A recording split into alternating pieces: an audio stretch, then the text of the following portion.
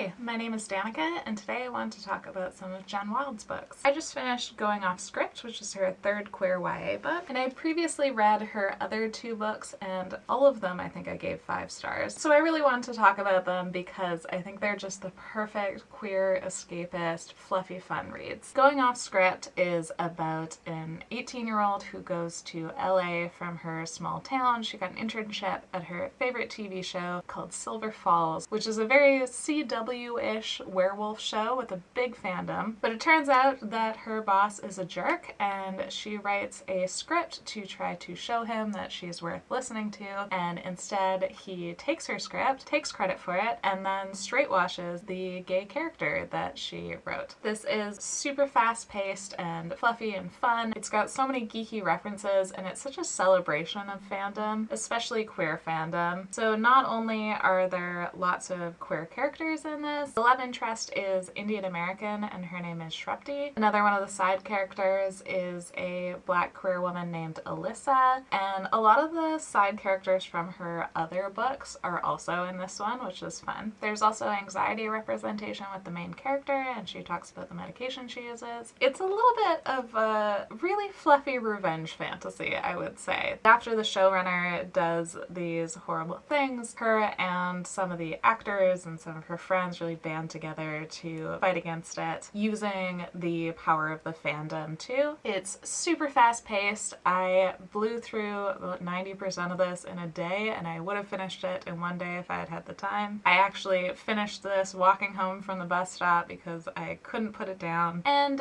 yeah, you could complain about things about it. You could say that the villain is a little bit mustache twirling, a little one-dimensional, and maybe the happy ending is like too happy to be realistic. But that's what you're reading it for. This is such a fun, fluffy read. Even though there is conflict, there's definitely homophobia, but there's such a strong support network that it doesn't feel as difficult because she's got so much support and there's such a big queer community in this book. So I definitely highly recommend this, but I also recommend any of her queer books. I'm sure her other books are great too, I just haven't read them. Her previous book is called The Brightsiders, and it's about a teenage rock star band. It includes a bisexual main character, and her love interest is non-binary. It also has a big focus on found family because Emmy's biological family is abusive. So there's some rock star lifestyle stuff in here, which is kind of fun to read about. They go on this big vacation and they're on this ridiculous yacht. And again, some of the side characters from her previous book, The Queens of Geek, are also in this one, which are fun little Easter eggs. And even though it's about this hugely popular band, it's mostly about Emmy's emotional work of processing her family and her upbringing and really just trying to be a better person. She starts off this book as this self-destructive partier, slowly starts to work on herself and improve herself. But again, like all of her books, there's this really amazing network of queer community and found family. So even though there are definitely dark elements to this, it's still a comforting read in that she has all of this support around her and she really comes into her own. And finally, of course, I have to recommend Queens of Geek. This is about 3 friends who go to a convention together, but it's from the perspectives of Charlie and Taylor. Charlie is a Chinese-Australian actress who's at the convention to promote her newest movie, which unfortunately she starred with